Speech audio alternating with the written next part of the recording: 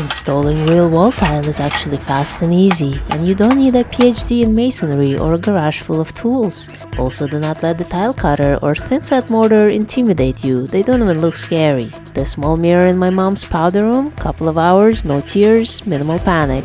First step, measure the wall to avoid tiny awkward slivers in the corners. Then decide where your first tile goes so everything stays balanced and your grout lines are happy.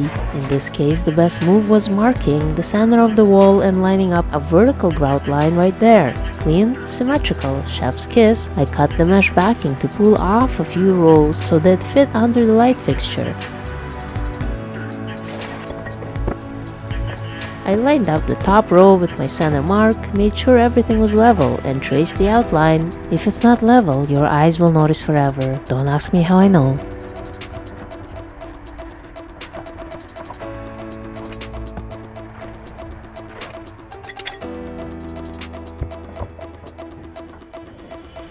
Now for the cuts. I lined up the tile with my outline, flipped it, marked the cut line with a Sharpie, narrow tip because we're precise now. To double check, I measured the wall 10 inches, measured the tile, also 10, just perfect.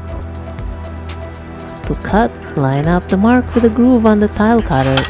Score steadily, don't rush it. Then press and snap, very satisfying.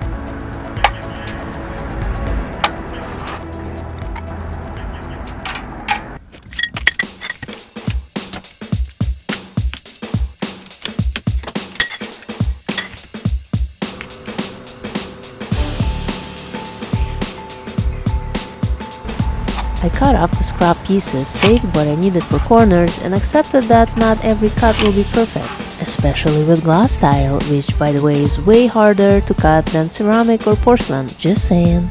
I started with a 3-row section under the light fixture because I had screw holes to avoid, and drilling glass tile is a gamble I did not feel like taking. Next up, thin-set mortar. Once it's on the wall, your pencil lines disappear, so I drew a level reference line above the first rows. Future me says thank you.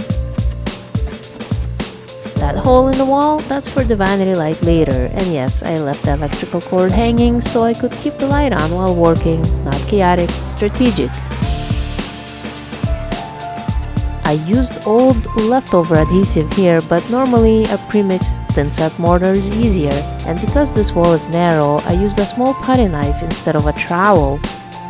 I worked in small sections so the cement didn't dry before I got to it.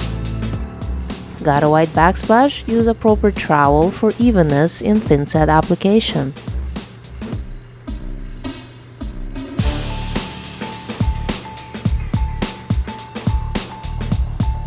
And wiped off any mortar that landed on the tile immediately because dried cement is no fun to scrape off the next day.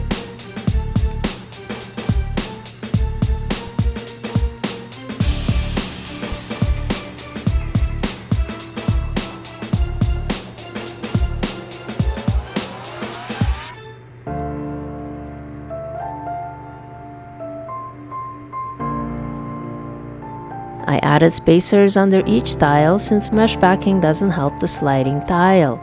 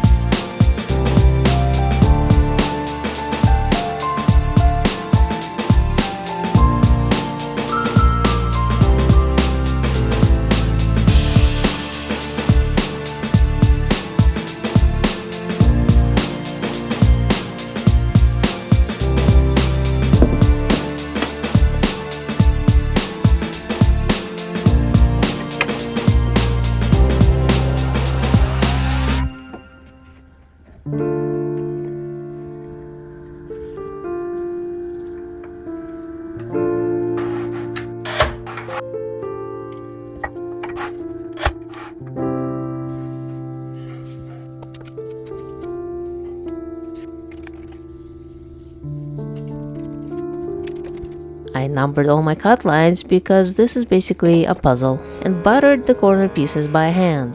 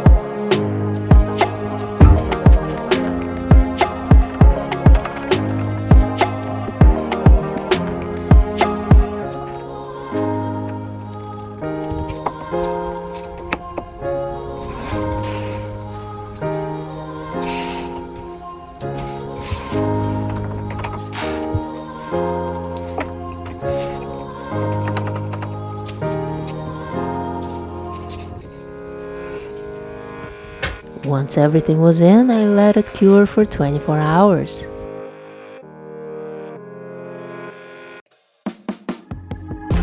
The next day, grout time. Unsanded grout only, unless you enjoy scratching glass.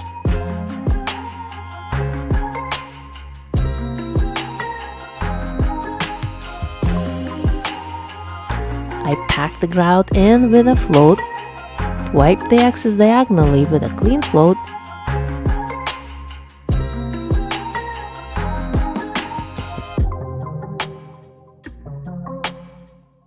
then followed with a damp sponge. Diagonal wiping equals full grout lines. After that, I gently wiped with a damp cloth, rinsing it constantly until there was zero haze left. Glass and polished tile will absolutely betray you the next day if you skip this step.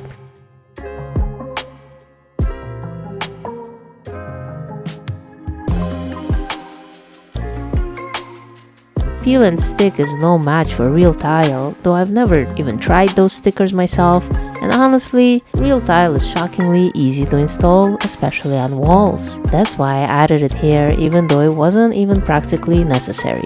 When people want easy, they grab peel and stick, which somehow costs the same, looks fake because it is fake and won't last. Make that make sense.